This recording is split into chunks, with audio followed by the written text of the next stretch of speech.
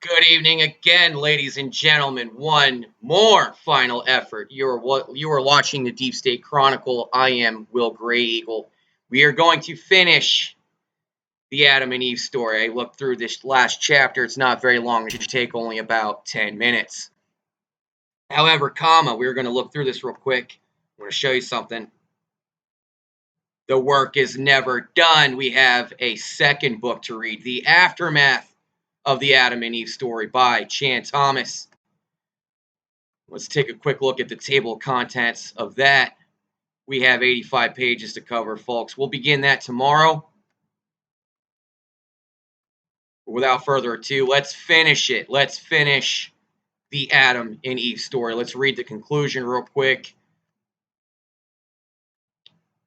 Conclusion: India, Greece, and Egypt. It begins when Indra, king of the gods, had destroyed the Titan who held the waters of the earth captive in his entrails. He returned to the heights of the central mountain with the song of the rains and the running waters in his ears. But where his dwelling once stood, he saw only ruins and ashes.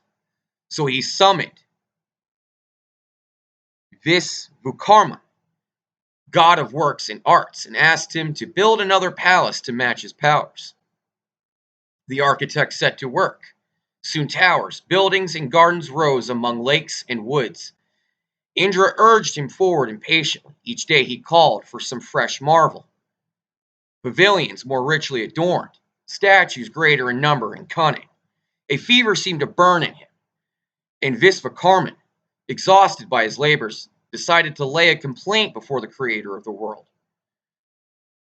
Brahma received him, gave ear, approved, and went to plead his case before Vishnu, the supreme being, and help was promised. Soon a young Brahmin appeared at the king's palace and demanded audience. Charmed by the light of his eyes, Indra granted his request. "O king," said the messenger, "thy palace shall be the noblest of all." These words were sweet to Indra's ears, and he rejoiced. Vishnu's messenger continued, "It shall be the noblest of palaces, which the Indras before thyself sought to build." The king became uneasy. "Dost thou say that there were other Indras, other Vishvakarmans before ourselves, other palaces before mine?" "Indeed, yes," the youth answered. "I have seen them. Moreover, I have seen the world arise and vanish again, like a tortoise's shell coming out of the infinite ocean and sinking back. I was present as the dawn and twilight of the cycles, past counting in their numbers, nor could I count all the Indras and Vishvakarmas, even the Vishnus and Brahmas falling one after another without end."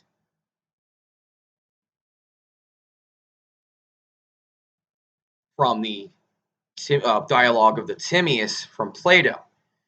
"O Solon, Solon, you Hellenes are but children. There is no old doctrine handed down among you by ancient tradition, nor any science, which is hoary with age. And I will tell you the reason behind this. There have been and will be again many destructions of mankind arising out of many causes, the greatest having been brought about by earth fire and inundation. Whatever happened either in your country or ours or in any other country or which we are informed, any action which is noble and great or in any other way remarkable which has taken place, all that has been inscribed long ago in our temple records, whereas you and other nations did not keep imperishable records. And then, after a period of time, the usual inundation visits like a pestilence and leaves only those of you who are destitute of letters and education. And thus, you have to begin all over again as children and know nothing of what happened in ancient times, either among us or among yourselves. As for those genealogies of yours which you have related to us, they are no better than the tales of children. For in the first place you remember only one deluge only, whereas there have been a number of them. And in the next place there dwelt in your land, which you do not know, the fairest and noblest race of men that ever lived, of which you are but a seed or remnant. And this was not known to you because, for many generations, the survivors of that destruction made no records. And this was spoken by a priest of Egypt. Therefore we will not fear, though the earth be removed, and though the mountains be carried into the midst of the sea, though the waters thereof roar and be troubled, though the mountains shake with the swelling thereof. Psalm 46. The author. Dr. Thomas attended Dartmouth College and Columbia University, graduating from the latter in electrical engineering. As a result of his research and analysis since 1949, Dr. Thomas has become recognized as the world's leading authority in cataclysmology.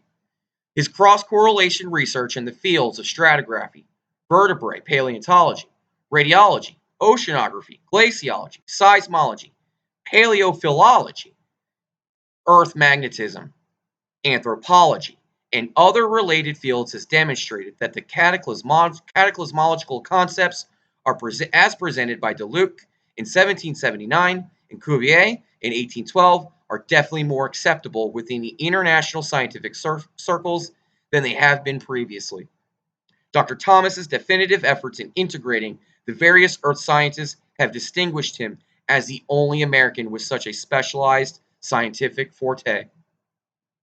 He devoted 20 years in the writing of the Adam and Eve story, which included 7 years in retranslating Genesis 1, 2, and 3. He's the only person to have formalized the science of cataclysmology, achieved through his first cross-correlating known, accepted data toward proving or disproving whether cataclysms have happened, then deriving the process of cataclysms, followed by the time schedule of cataclysms, and 15 years of researching and finding their trigger. Tomorrow we will begin this next great feat. That is the aftermath of the Adam and Eve story. Look, folks, that's it for me tonight. I worked my ass off today. I have an excruciating migraine. I'm going to go take me a BC or Goodies powder, drink some tea, have a hot shower, get something to eat, and go to fucking bed. For now, I'm Will Gray Eagle. You are watching the Deep State Chronicle. Again, today is February the 16th, 2020. It is Sunday. And if you receive this message well today, please like and share it with your friends and other like-minded individuals. And if you happen to be new to my channel, again, please subscribe. That is all.